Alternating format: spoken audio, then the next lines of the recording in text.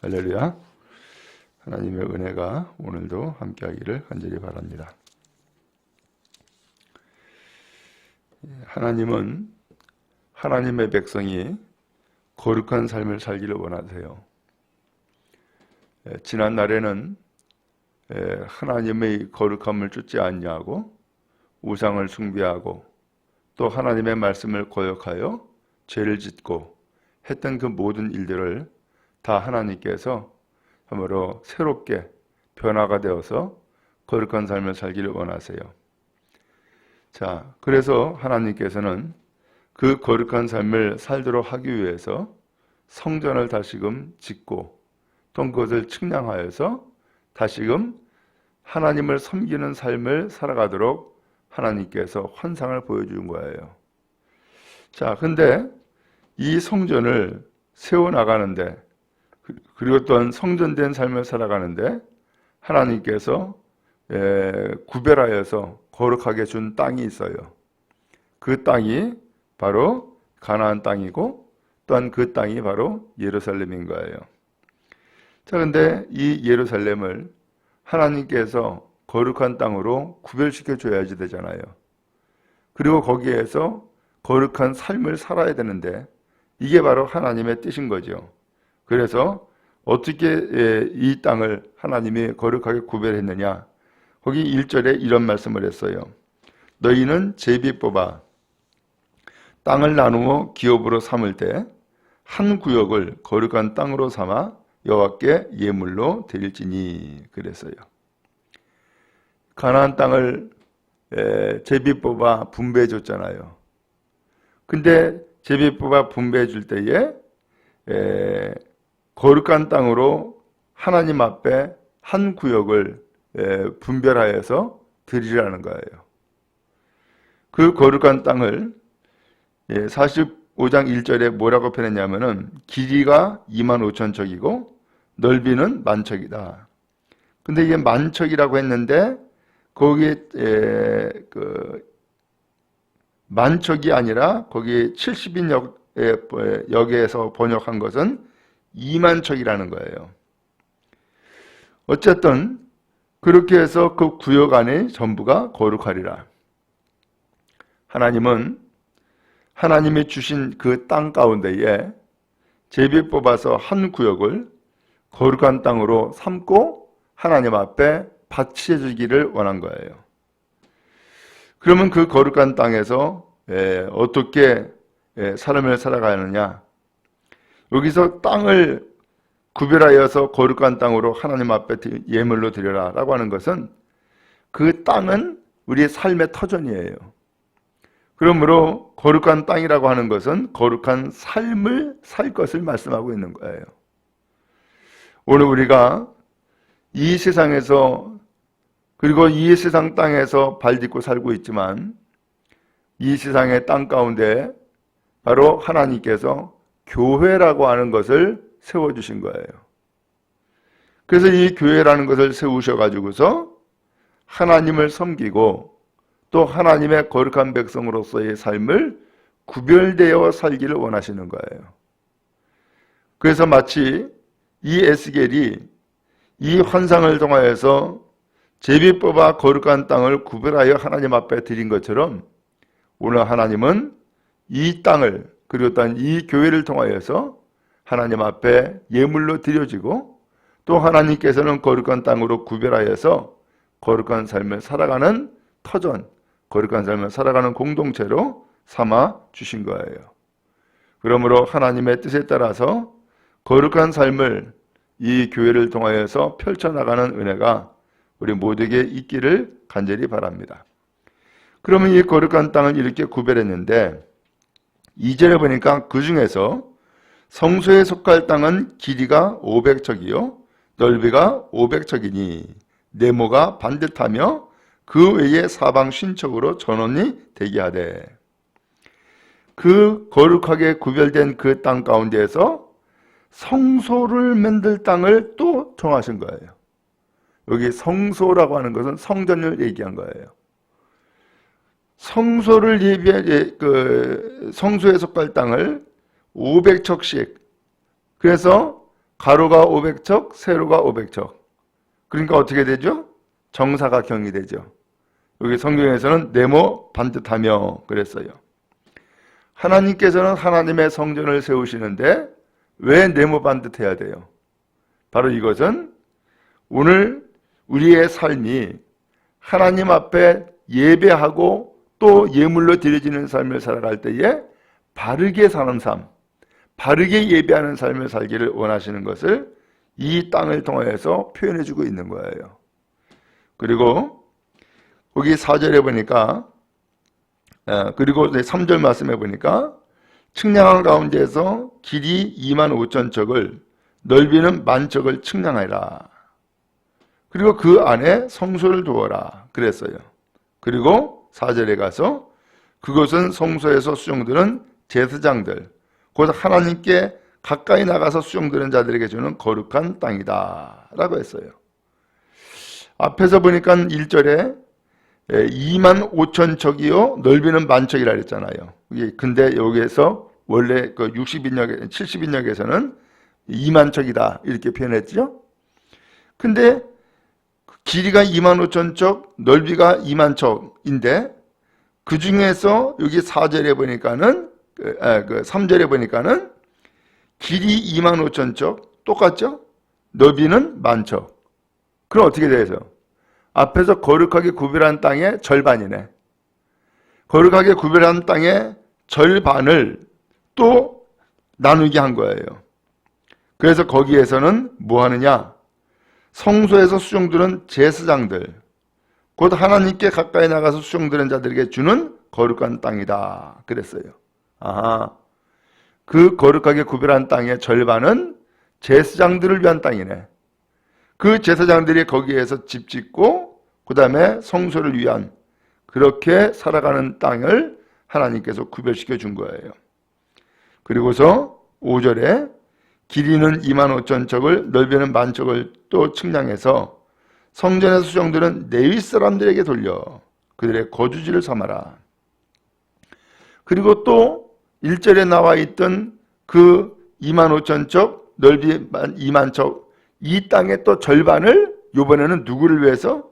레위 사람을 위한 땅으로 하나님이 또 구별시켜 준 거예요. 그래서 절반은 제사장들, 절반은 레위 사람들. 오늘 그런 가운데에서 오늘 하나님께서는 이제 하나님을 섬기는 땅으로 그렇게 구별하여 만들어 준 거죠. 그리고 7절에 가서 드린 거룩한 구역과 성읍에 기지된 땅의 좌우편, 곧 드린 거룩한 구역의 옆과 성읍의 기지 옆의 땅을 왕에게 돌리되 서쪽으로 향하여 서쪽 국경까지, 동쪽으로 향하여 동쪽 국경까지니 그 길이가 구역 하나와 서로 같을지니라. 그 거룩하게 구별한 땅, 그래서 한쪽은 절반은 나눠서 제사장들이 거주하는 땅으로 삼고 또 한쪽은 레위인이 거주하는 땅으로 삼았다 그랬죠. 근데 그 양쪽에 그 성읍 거룩한 구역의 옆과 성읍 기지 옆의 땅을 왕에게 돌리다. 왕이 차지하는 땅을 또 주라는 거예요. 그렇게 해서 왕의 땅을 또 주고 그리고 마지막 8절 끝에 보니까 그 나머지 땅은 이스라엘 족속에게 그 지파대로 줄지니라. 나머지 땅은 각 지파별로 제비 뽑아 다 주는 거예요. 이렇게 해서 땅을 구별하였고 이 땅을 나누었음을 보게 되어져요. 오늘 이 성경에서 뭘 말씀하고 있어요? 그 이스라엘의 각 지파, 각 족속들에게 그 땅을 분배해서 나눠주되 그 땅 가운데에서 거룩한 땅으로 구별하고 구별한 땅 가운데서 또 성전을 세울 땅을 또 구별하여서 하나님 앞에 온전히 예배하는 거룩한 삶을 살아갈 것을 말씀하고 있는 거예요. 여러분, 거룩한 것이 뭐예요? 깨끗하게 살아가는 것이 거룩한 거예요? 그리고 정직하게 살아가는 것이 거룩한 거예요? 그렇죠. 그것도 일부분 맞죠. 그렇지만 성경에서 말씀하고 있는 거룩한 삶은, 거룩한 땅은 다른 것이 아니라 구별된 것을 얘기를 하는 거예요. 그리고 여기에 성소를 짓고 제사장들과 레위 사람들이 그 성전에서 여러 가지로 봉사하는 것처럼 하나님을 예비하는 것이 거룩한 거예요. 오늘 그런 의미에서 거룩한 삶을 살아가는 은혜가 우리 모두에게 있기를 주님의 이름으로 축원합니다. 우리는 완전하지가 않아요.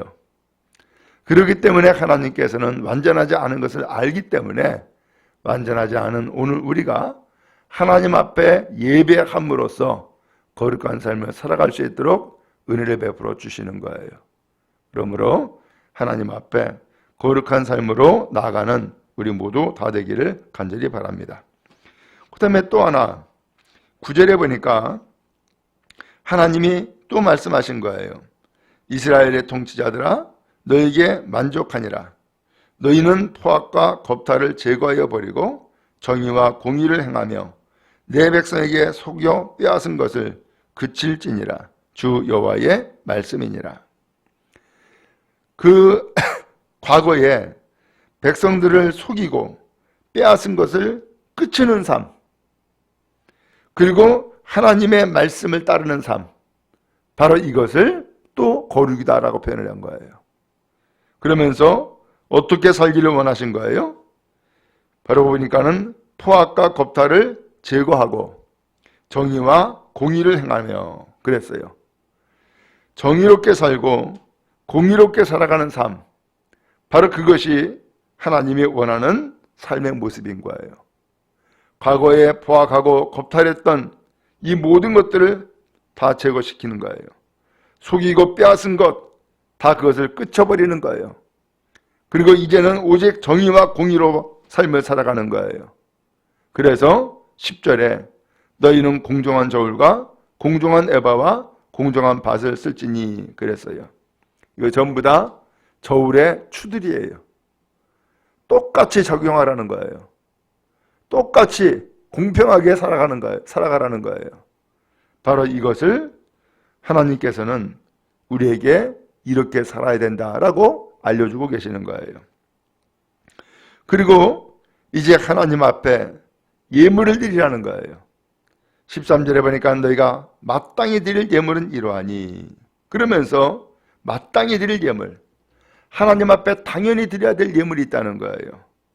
그래서 밀 한 몰에서는 호멜에서는 6분의 1 에바를 드리고 보리 한 호멜에서는 6분의 1 에바를 드리며 기름은 정한 규례대로 한 고루에서 10분의 1 밭을 드리고 기름의 밭으로 말하면 한 고루는 10밭 곧 한 호멜이다 라고 했어요. 또 15절에 가축대에서는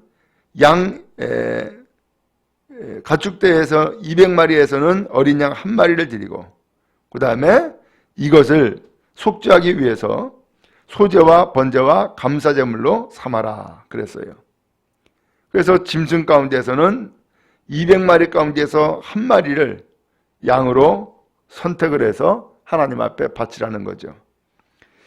오늘 여기에서 하나님은 마땅히 드릴 예물, 하나님 앞에 구별하여서 예물로 드리는 삶이 또한 하나님이 원하시는 삶, 하나님이 기뻐하는 삶이었다는 것을 알 수 있어요. 왜요? 이 가운데에서 하나님은 하나님께 당연히 드려야 될 예물을 먼저 주신 거예요. 그리고 그것을 통하여서 하나님을 섬기고 하나님의 복을 받고 은혜를 받는 삶을 살아갈 것을 말씀하고 있는 거예요. 복된 삶을 살아갈 수 있기를 간절히 바랍니다. 그래서 하나님 앞에 당연히 드리는 예물, 바로 그것이 복이에요. 왜냐? 하나님이 그것을 구별하여 주었고 더불어서 우리의 삶을 살아갈 수 있는 그러한 수많은 결실들을 함께 주었기 때문이에요. 자, 그리고 18절에 이제 하나님 앞에 거룩한 삶을 또 살아가야 되는데 이제는 절기도 드리라는 거예요. 그래서 18절 말씀해 보니까는 첫째 달 초하룻 날에 흠없는 숫송아지 한 마리를 가져다가 성소를 정결하게 하라. 여기 보니까는 첫째 달 초하룻 날, 초하루를 구별하라는 거예요. 첫째 달 첫 번째 날, 바로 이 초하룻 날을 하나님의 날로 그렇게 구별할 것을 말씀하고 있죠. 오늘 첫째 달, 달의 시작이죠. 첫째 날, 바로 날의 시작이죠. 그래서 모든 날의 시작이 하나님이 주신 날인 것을 기억하고서는 첫 번째 것을 하나님 앞에 구별하여 시간을 정하여 예물로 드릴 것을 말씀하고 있는 거죠. 그리고 21절에 또 하나는 유월절을 하나님 앞에 지키라는 거예요. 유월절은 뭐예요? 구원받은 날이에요. 오늘 하나님 앞에서 살아가야 될 삶은 거룩이에요. 하나님이 왜 이와 같이 예물도 당연히 드릴 예물로 정하시고, 그 다음에 또한 절기도 초하룻 날이라든가 유월절을 당연히 하나님 앞에 드릴 절기로 왜 이렇게 정하신 거예요? 이제는 하나님께서 오늘 우리를 택하신 것을 기억하고 하나님께서 오늘 우리를 구원하신 것을 기억하여서 하나님 앞에 예비하는 삶, 그래서 거룩한 날로 구별하는 삶을 살 것을 말씀하고 있는 거예요. 과거에는 우리가 예수 믿기 전에는 하나님 앞에서 무슨 구별된 삶을 산다라고 하는 그런 개념이나 의식이 없었어요. 모든 날이 다 내 것인 줄 알았어요. 그리고 그것은 당연히 내가 누리는 삶으로 생각을 했어요. 그런데 오늘 성경을 통해서 깨달아 알고 보니까 하나님이 원하시는 삶이 있네요. 하나님이 기뻐하시는 삶이 있네요. 바로 그것은 거룩이었어요. 그래서 땅을 구별하신 하나님, 성전을 세우고 또한 제사장을 세워서 하나님을 예배하도록 만들어 주셨고, 또 이 세상에서 삶을 살아가는 데에도 정의와 공의로서의 삶을 살기를 원하셨고, 또 많은 그 결심물 가운데서도 당연히 드릴 예물을 하나님이 정하셔서 하나님을 섬기는 삶을 살기를 원하셨던 것을 알 수 있어요. 그리고 심지어는 절기를 통하여서 초하룻 날 같은 경우에는 모든 날 가운데에 하나님의 시간이 있다는 것을 알려주었고, 또한 유월절을 통하여서 하나님은 우리를 택하시고 구원하셔서 하나님의 백성 삼으셨다는 것을 깨달아 알게 해 주었어요. 그러므로 하나님 앞에 거룩한 삶으로 나아가는 우리 모두 다 되어지기를 간절히 바랍니다.